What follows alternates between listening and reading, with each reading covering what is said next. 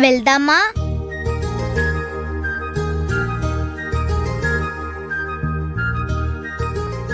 నువ్వు కూడా వస్తావా? నా చేతులతో దీవించి ఈ మందిస్తే పాప చెట్టుకున లేచి కూర్చుంటుంది.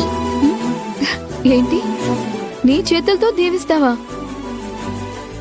నువ్వేదో దివి నుంచి దిగొచ్చిన అమ్మవారిలాగా మాట్లాడుతున్నావే. భలే సరదాగా ఉంది నీతో మాట్లాడడం. సరే, నాతో రా. అమ్మవారినే అభి, నీ కళ్ళకి అది తెలియడం లేదు అంతే.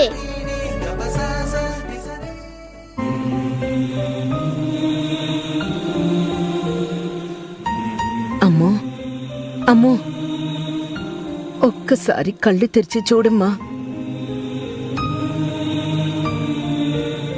అమ్మా, అమూల్య మళ్ళీ మామూలు మనిషి అవుతుందిలేమ్మా, నువ్వేం కంగారు పడకు.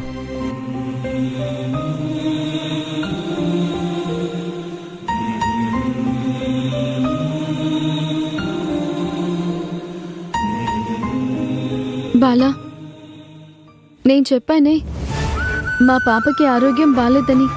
ఈ పాపే.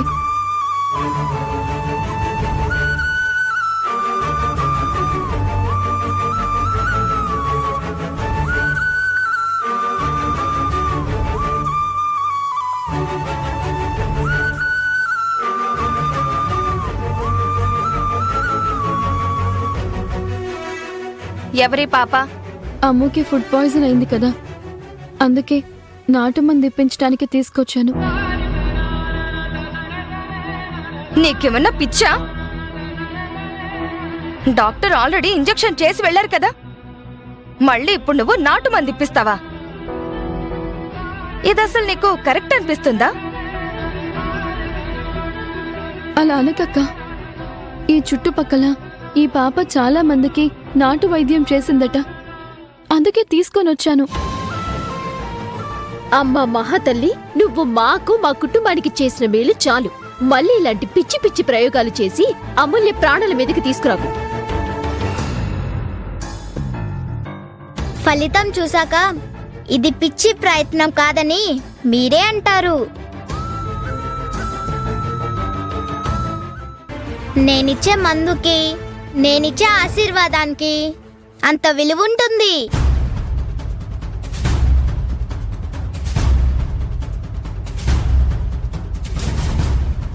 చిన్నపిల్లైనా భలే మాట్లాడుతుందే.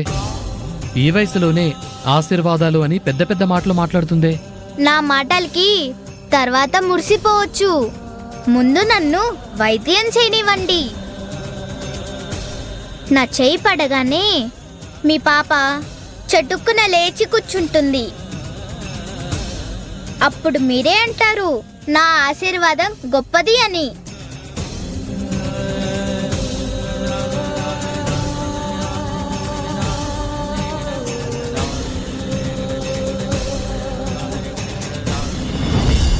ఏ పాప, ఆగు.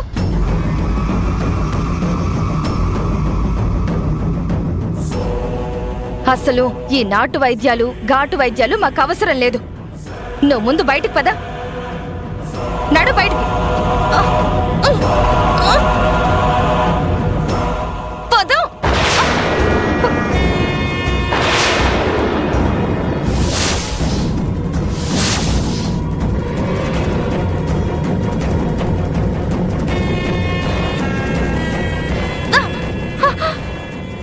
ఏం తింటున్నావే?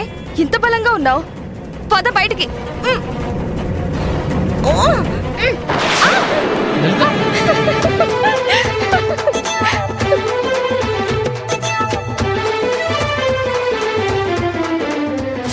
అబ్బా,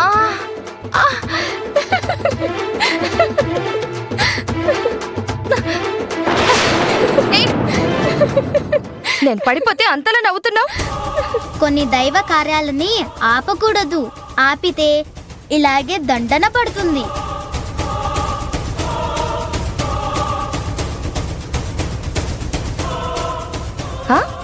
దైవ కార్యమా? ఏం దైవ కార్యం? లలిత, ఆ పాపం చూస్తుంటే నాకు కూడా ఏదో నమ్మకం కలుగుతోంది. ఏదో మందిస్తానంటోంది కదా, ఇవ్వనివ్వు. అమ్మా పాప, నువ్వెళ్ళి ఆ మందేదో ఇవ్వు.